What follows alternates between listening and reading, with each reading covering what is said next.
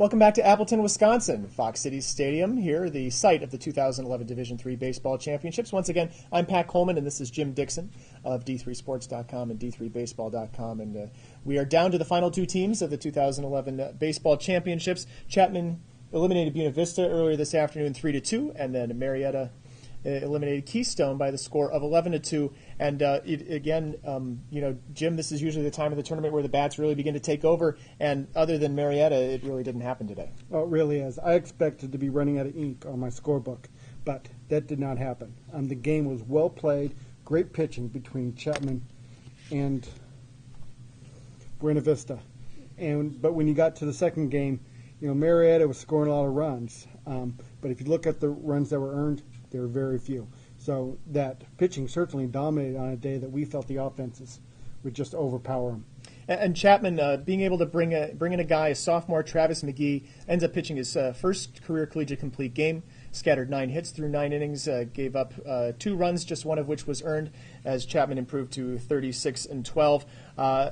A back-and-forth game, a well-played game, and then Adam Velez finishes it off with a game-winning RBI in the top of the 9th, and Buena Vista's Cinderella run ends. Velez has been unlucky all tournament long. He's been hitting under 100, and he's just waiting for that hit. And the inning before his big hit, he had a smash that the pitcher just caught up in defense. Yes. So that's probably the hardest ball that we've seen hit all day. But he comes up in a game-winning situation in the 9th inning and puts in the ball into the right side and scores that run. Otherwise, we might still be playing. And this overshadows a really strong performance by John Ringblom, a guy who entered the day having pitched just 14 innings all season, 7.71 ERA, and he goes 6 2/3, gives up 2 runs, both of them earned, left with a runner on base, an inherited runner that ended up scoring it. It was really an excellent pitching performance for the left-hander. Oh, absolutely. When he came to the program, he was really a raw recruit. But Coach Eddie's has been able to sit there and mold him into a pretty good pitcher, and I think we're going to be hearing a lot more from him in the future. Not a lot of offensive heroics, obviously, on either side. Michael Hoffman, who had the game-winning hit back on the first day of this tournament, turned it into a 2-hit game. Dylan Colo, second baseman, had a pair of hits. Ryan Sheets with a pair of hits for Buena Vista, but it was not enough as they fall to 34-18. McGee gets the win for the Panthers. He improves to 6-3, and James Stone gets the loss in relief. He falls to 5-4 as Chapman improves to 36-12, and so Chapman advances to the national championship game, and they will face Marietta here on Tuesday twice if they want to win the national championship.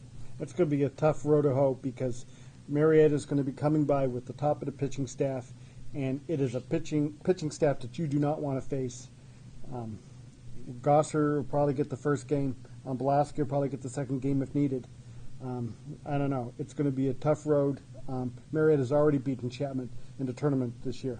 And those guys are available because Mike Mahaffey wanted the ball this afternoon. He's a guy who, if you've been following Division III outside of Marietta and outside of the teams in this tournament, you might remember him as the USA South Rookie of the Year back when he pitched for Methodist a couple of years ago. He's a guy who's you get kind of buried beneath those big three. He came out and pitched 7 shutout innings this afternoon, 3 hits, 2 walks, and he came up with the pitching performance that Marietta needed. He really did. And it's nice to have, Levin sitting there as the 5th starter, still unused. Certainly their bullpen is unused. Their closer, Kurt Lindquist, is going to, Kyle Lindquist, is going to be available to end the game when needed.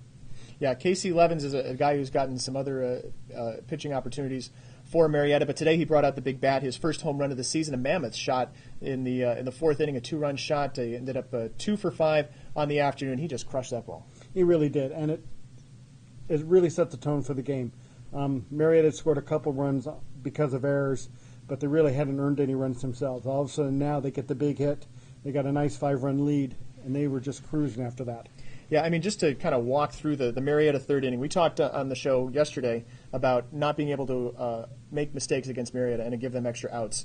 Marietta starts that inning with back-to-back strikeouts, and then 2 outs, bases empty, then a throwing error, a walk, an infield hit, throwing error by the shortstop, base knock, and then a caught stealing finally ends it on a caught stealing that brought another run home. So you give Marietta a couple extra outs, they get 3 runs.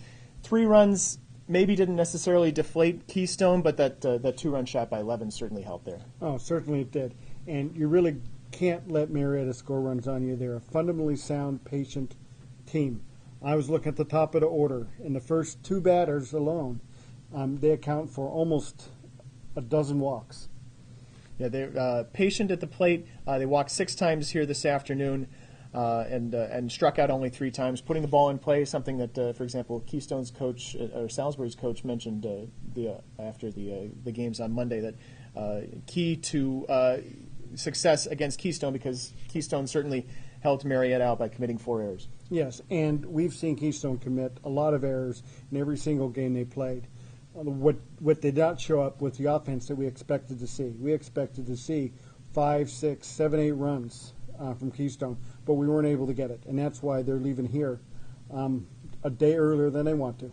So Coach Shevchik has been talking up his team's offense all week, and we wanted to touch on this a little bit yesterday, and we didn't actually get to it. How much of that and their offensive struggles this weekend are the fact that they're playing a higher level of competition.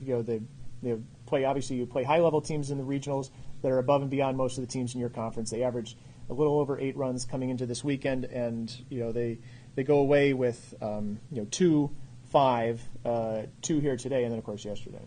It certainly is a factor, but I think you're going to find that Keystone really is going to be up to the challenge. They've been in the regional playoffs for 4 consecutive years. Ever since they've been off their probationary period into D3. Now they're here in the World Series. They've been able to have the experience playing at this level. I think it's going to be great for the program. I think that the program certainly is on the upswing. We've seen teams within the CSAC who are doing a little bit better, and so the quality there is inching up. But you're right.